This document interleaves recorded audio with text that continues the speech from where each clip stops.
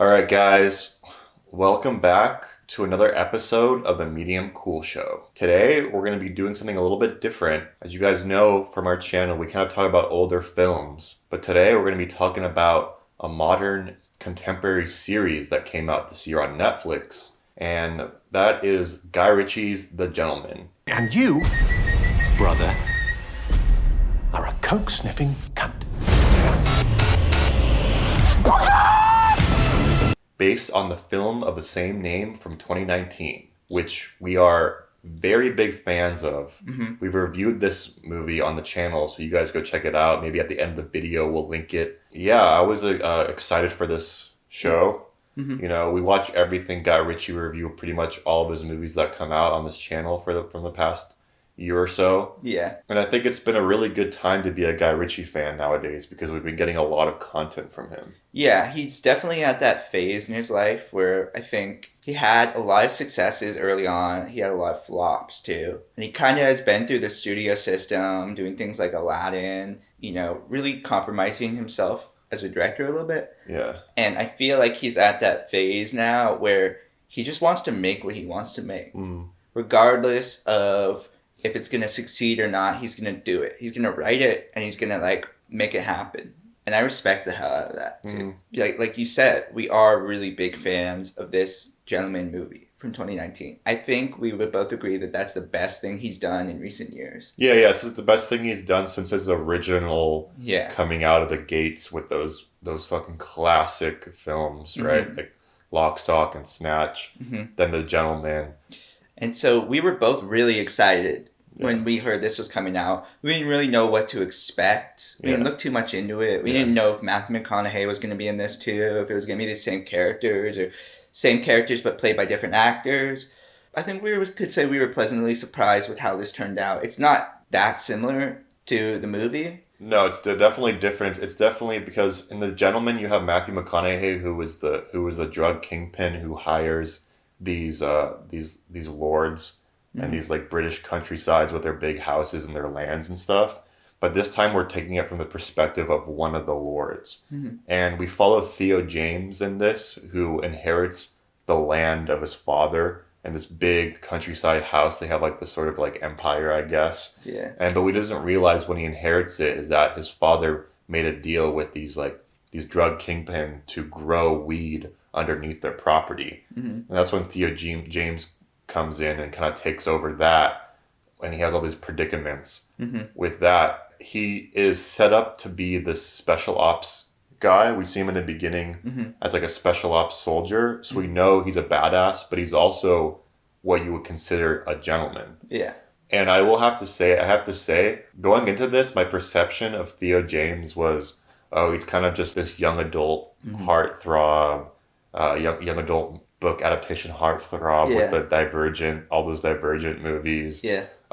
He's also in a Woody Allen movie, You'll Meet a Tall Dark Stranger. He's in that one? Yeah. He must have been hella young in that. Yeah, he was like a young, he was probably like late, he's probably like our age, but he's kind of just always playing like sort of like a sexy heartthrob young guy. But I will say after this, dude, my perception has totally changed about Theo James. Yeah, like there's something about him too where like sometimes people be cast as the main character that the audience can relate to, but they're not that relatable.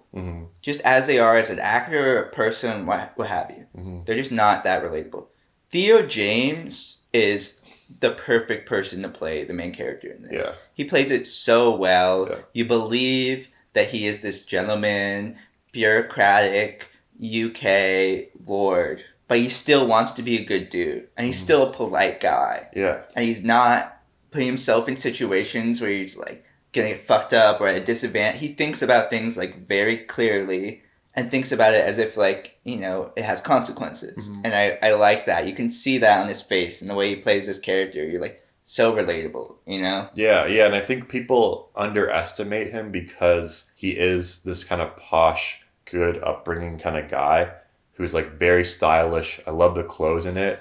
But people think he's a bitch, but really he actually is a badass. And he has like a sort of temperament, but he's not going to use it unless someone like pressures him. Like he doesn't want any trouble, but actually throughout the show, people like kind of like test his gangster and he like pulls through with it. You know what I mean? They're like, he's just like, dude, let's just get this deal done. Let's go. I'm not trying to argue with you with this. And they're like, what? You're not trying to argue with me? You're not trying to argue with me. You fucking disrespected me. And then he's like, all right, fine. Boom. And like takes him out or some shit like that, which is kind of like a cool badassery. Like the to part it, where he's like, the guys are like, get the corn dogs. Get the corn. He's like, I'm not trying to have your fucking corn dogs. Yeah. Like he's the only one who's holding up this empire that's about to like crumble and fall apart. And stuff. And he has to like cover for his fucking stupid ass cocaine addicted brother. Who gets him into this whole mess in the first place.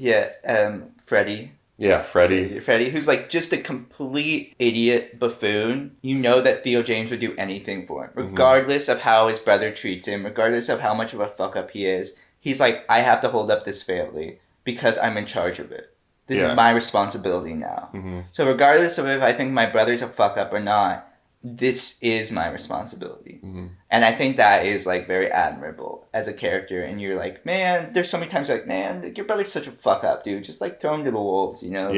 But he just won't. Yeah, he just is just like loyal to his family, even though his brother will throw him under the bus just for his own selfish ways.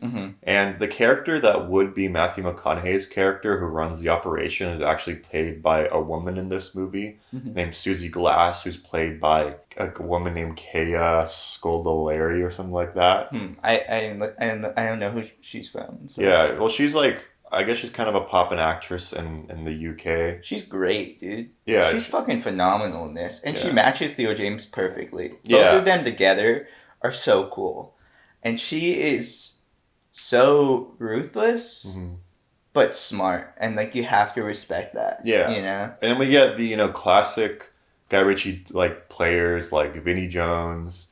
And we got Ray Winstone in this, too. And we have, from The Covenant, oh, yeah. I forgot his name. Yeah, I forgot his name too, but he's great in that. In like one episode he's in, he's the cleaner.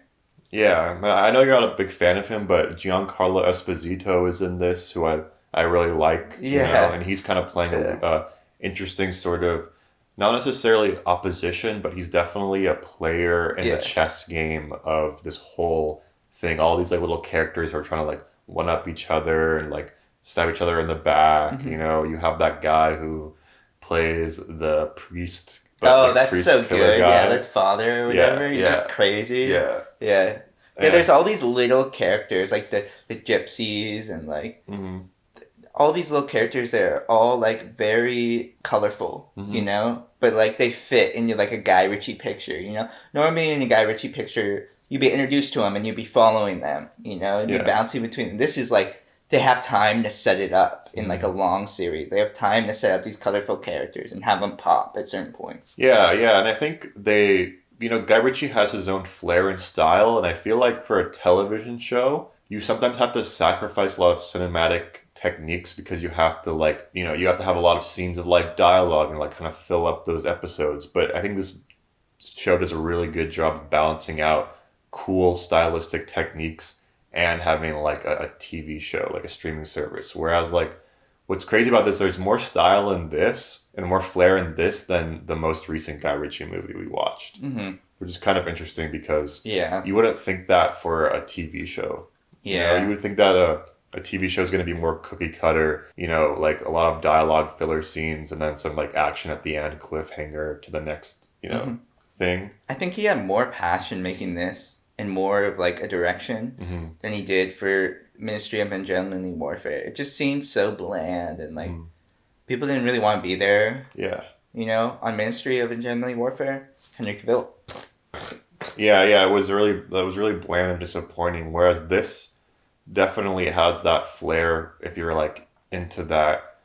Like story wise, it's pretty good. I think there's an initial intrigue and then it kind of like plateaus a little bit in the middle and then it kind of comes back. And the latter half of the show gets much better and much more interesting once like some of the characters who used to be friends kind of turn on each other and there's kind of like this sort of like house of cards that like falls down, this devolution of power and like everyone's trying to take over this one thing and trying to like everyone's trying to be one step ahead of each other. It's like chess game. And you have Ray Winston's character who's also manipulating the situation. Giancarlo Esposito's character who's also trying to like get ahead and buy properties and stuff. And everyone's trying to take over this the underground marijuana world. Yeah, I'm excited for season 2. I want to see. Is there season 2? I hope so. I mean, they leave it. Yeah, they leave it. Yeah. Yeah. They haven't greenlit it yet. Yeah. I would hope they would. I think the thing is like they haven't written anything for it yet.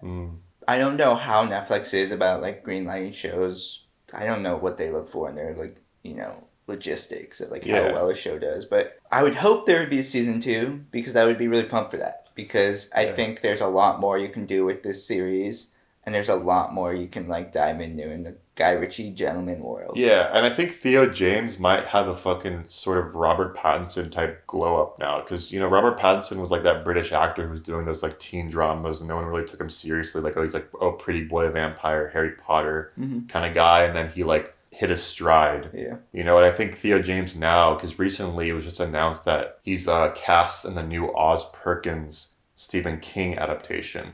And Oz Perkins, the guy who did Gretel and Hansel, so that's like he's kind of taking a more artistic auteur route, which is going to be cool, and I look forward to seeing him in more projects. Well, he also did The White Lotus before this, and like that really launched him. Yeah.